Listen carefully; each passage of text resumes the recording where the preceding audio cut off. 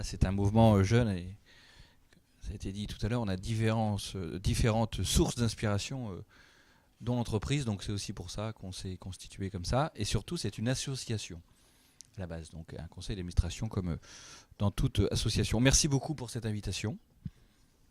Merci beaucoup pour cette invitation, pour qu'on puisse échanger. Je suis ravi aussi de pouvoir échanger, même si c'est en Italie, avec Laurent Bigorgne, parce il a raison, nous avons fait notre programme de manière assez iconoclaste pour un mouvement politique français.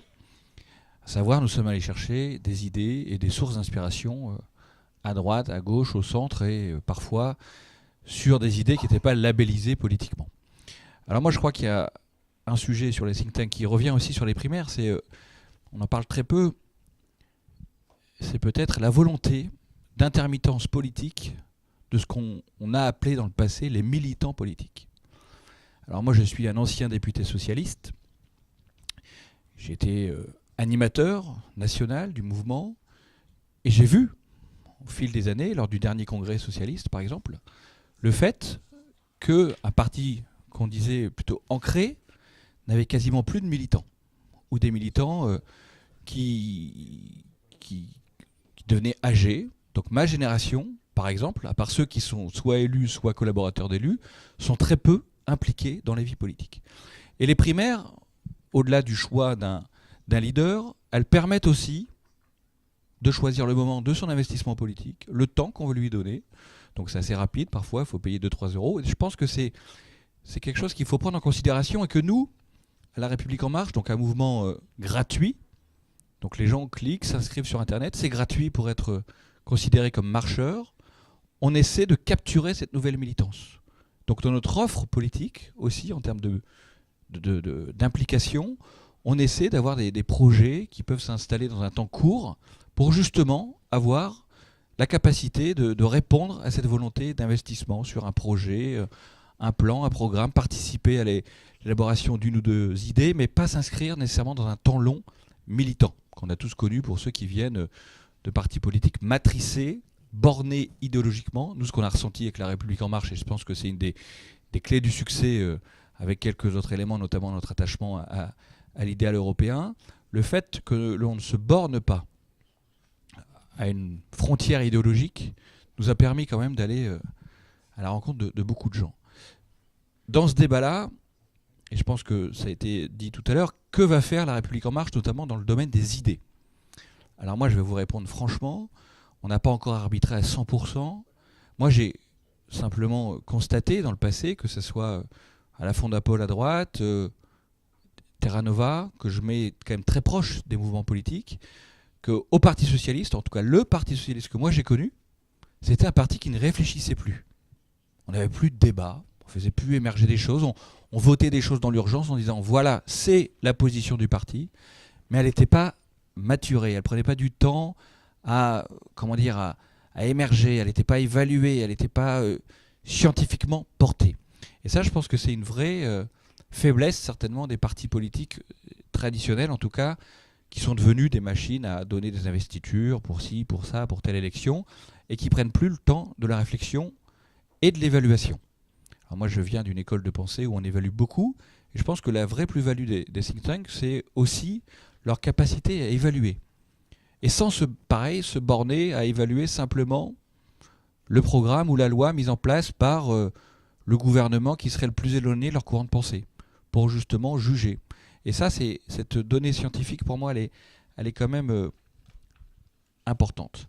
Je crois qu'il faut que, en tout cas nous dans les partis politiques, et moi je revendique le terme de parti pour, en tout cas le fait qu'on soit au gouvernement, que nous assumons une majorité parlementaire, c'est un peu difficile de ne pas se définir comme parti politique pour La République En Marche, même si je sais qu'il y a toujours des concours sémantiques sur le sujet en France. On a affaire aussi, aujourd'hui en France, et je pense qu'en Italie il y a un peu de ça aussi, à une véritable défiance envers les partis politiques. Donc moi je souscris à une partie de l'analyse de Laurent Bigorgne, mais il y a aussi une volonté de personnes qui se sont rendues compte qu'elles ne pouvaient plus réfléchir, faire émerger des thèmes dans les partis politiques et qui sont certainement allés fournir les troupes des think tanks où l'adhésion est aussi très souple. On a une souplesse qu'on ne retrouve plus dans les partis politiques anciens. Donc, nous, sur cette idée, cette confrontation avec le monde des idées, on veut toujours le continuer. On a cet enjeu, nous, de survie, vu qu'on est pluri-source, pas de gauche, pas de droite, et de gauche et de droite, du centre écologiste. Ça fait qu'on a une faiblesse de matrice idéologique. Et on le voit, par exemple, dans certains débats qui émergent au sein de notre groupe majoritaire, composé de 314 députés. Et donc pour nous, l'idée, en tout cas le constat, c'est que si on ne fait pas nous-mêmes aussi à l'interne un travail de fond doctrinaire ou doctrinal, notre survie peut être en jeu. Et moi, l'analyse que j'ai faite des 2 dernières élections, des 3 dernières élections présidentielles, la séquence 2007-2012, on voit un Nicolas Sarkozy arriver faible, en tout cas en termes de dynamique, en 2012, parce que porteur de aucune nouvelle idée. Donc avait un fond de réchauffé du programme de 2007, mais très peu de nouvelles idées. On voit la question pour François Hollande, avant d'être empêché d'être candidat, on voit émerger aucune nouvelle thématique, aucun projet qui peut faire sens dans une campagne à la française.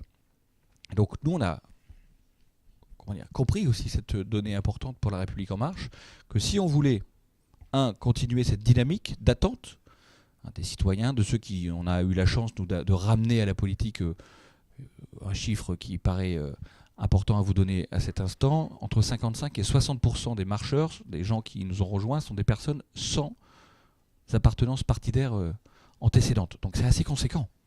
C'est assez conséquent. Donc eux-mêmes, quand on les questionne, nous disent « mais moi je me sens plus de gauche, plus de droite », mais aucune expérience politique, en tout cas aucun passage dans un parti. Donc aujourd'hui, il faut qu'on construise, nous, avec ce public assez hétéroclite. Il y a une demande, on va continuer notre marche, donc on participera aux élections intermédiaires, à savoir les municipales, sénatoriales, en 2020 aussi, mais déjà ce week-end. C'est une élection dont nous parlera peut-être Hervé Guémard tout à l'heure. Je sais qu'il est sur le pont sur ce sujet-là en Savoie. La question pour nous européenne sera aussi importante, mais bon, là on n'a pas de problème d'idée, on pense que la même chose, ça a été annoncé dans le cadre des élections présidentielles. Donc voilà moi ce que je pouvais vous dire. La primaire, je crois qu'en France, les 2 dernières éditions, 2011 a été un succès. Je crois que là, on sent quand même les partis politiques assez vaccinés, aussi bien à gauche qu'à droite. Ça avait été fait non pas pour trancher des lignes idéologiques, mais souvent une question de leadership, pure et simple. Et je crois comprendre, ma lecture des déclarations des uns des autres, que ça sera compliqué en proposer une en 2022. Voilà.